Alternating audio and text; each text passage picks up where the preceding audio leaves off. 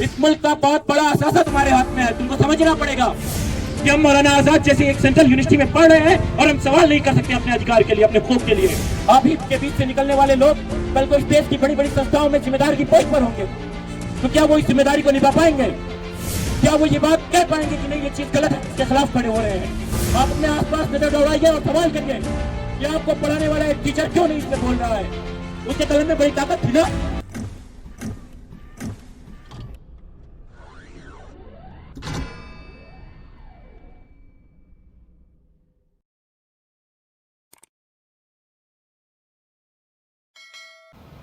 आप नहीं खड़े होंगे, आप नहीं समझेंगे, आपके हाथ में कलम की ताकत है।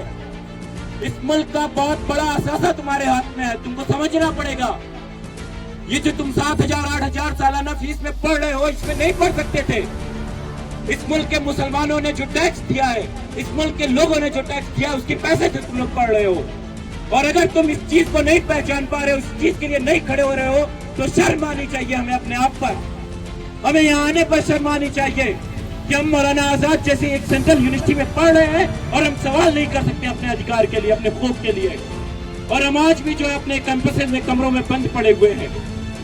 मैं किसी पर पर्सनल अटैक नहीं करना चाहता हूँ, लेकिन मैं आपसे पूछना चाहता हूँ, चूंकि यहाँ आप चल के आए हैं, कि आपकी ये जिम्मेदारी नहीं थी कि वक्त के लिए आप खड़े हो, आप लिखे, आपके अंदर कलम की ताकत थी, आपके अंदर टैलेंट था, आप रील बनाते थे, आपने इस पर क्यों नहीं बनाया? क्यों नहीं लोगों को बताया कि वक्त की जमीन जो है सरकार की जायदाद नहीं है, ये हमारी जमीन है? सोचिए, आप ही के बीच से निकलने वाले लोग कल को इस देश की बड़ी बड़ी संस्थाओं में जिम्मेदार की पोस्ट पर होंगे, तो क्या वो इस जिम्मेदारी को निभा पाएंगे? क्या वो ये बात कह पाएंगे कि नहीं ये चीज गलत है, इसके खिलाफ खड़े हो रहे हैं? नहीं खड़े हो रहे हैं। आप अपने आसपास नजर दौड़ाइए और सवाल करिए कि आपको पढ़ाने वाला एक टीचर क्यों नहीं इसमें बोल रहा है? उसके कलम में बड़ी ताकत थी ना। हमने बहुत इत्तेमाद किया था, हम यहाँ आके पढ़ते हैं, वो हमें पढ़ाते हैं पॉलिटिकल साइंस पे कि आपको सरकार के खिलाफ सवाल करने का हक है, लेकिन वही सरकार के खिलाफ सवाल नहीं करते हैं, तो हम कैसे करेंगे? एक बात कही जाती है कि वो चीज तुम क्यों करते हो जो करते नहीं हो। तो हमें सोचना पड़ेगा कि अगर हम वक्त के खिलाफ नहीं खड़े हुए, सरकार के खिलाफ नहीं खड़े हुए, सवाल नहीं किया, तो हमारे लिए सवाल में सवाल मिलाने वाला कोई नहीं होगा, हमें कोई पहचान नहीं पाएगा। CNRC के समय में हुआ था, यही सारी चीजें हुई थी, जब जो है मुस्लिम लड़कों ने, जामिया के, अलीगढ़ के लड़कों ने लाठियां खाई थी, गोलियां खाई थी, आंसू गैस के गोले बर्दाश्त किए थे, तब जाकर जो है देश के तथाकथित नेता लोग निकल के आए थे, हमसे हमदर्दियां बता रहे थे और बता रहे थे कि यहाँ ये नारे मत लगाओ, ये आपका मसला नहीं है।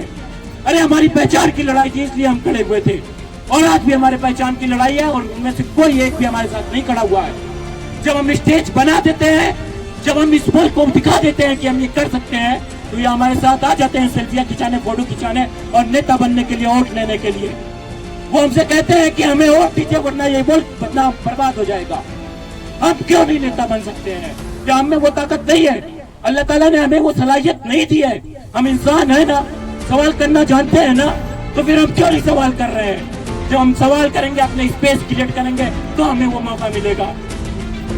जब पार्टियां टिकट बांटती हैं अलग अलग स्टेट में, तो लोग बहुत सवाल करते हैं कि यहाँ मुस्लिम को टिकट मिलना चाहिए था, लेकिन वो आपका लीडर कौन है? कौन है वो मुसलमान जो आपके लिए खड़ा होता है? तो अपने आप को पहले उस काबिल बनाइए, बताइए कि हम इस मुल्क की जिम्मेदारी है। इस मुल्क में अगर कोई मुस्लिम प्रोफेसर नहीं होगा, तो इस मुल्क ये मुल्क तरक्की नहीं कर सकता है। आपको उस हद तक पहुंचना पड़ेगा। आपको ये बताना पड़ेगा अगर कोई इंजीनियर मुस्लिम नहीं होगा तो वो ईमानदारी के साथ काम नहीं कर सकता है। आपको ये बताना पड़ेगा कि हम में वो ईमानदारी का जज्बा है, हमारे अंदर वो खौफ है जवाबदेही का, जो अल्लाह ताला हमसे सवाल करेगा तो हम वहाँ जवाब देंगे, और किसी के पास ये सवाल का जवाब नहीं है। समझिए, अपने कलम में ताकत लाइए, अपनी जबान में ताकत लाइए, अपने हिम्मत में ताकत लाइए, अपने हौसलों में ताकत लाइए, अपने आप को पहचानिए। मुर्दा बनकर जीने से कुछ नहीं होगा, भीड़ बनकर जीने से कुछ नहीं होगा। ये भीड़ तुम्हारा कुछ नहीं कर सकती है अगर तुम एक इसमें खड़े हो गए।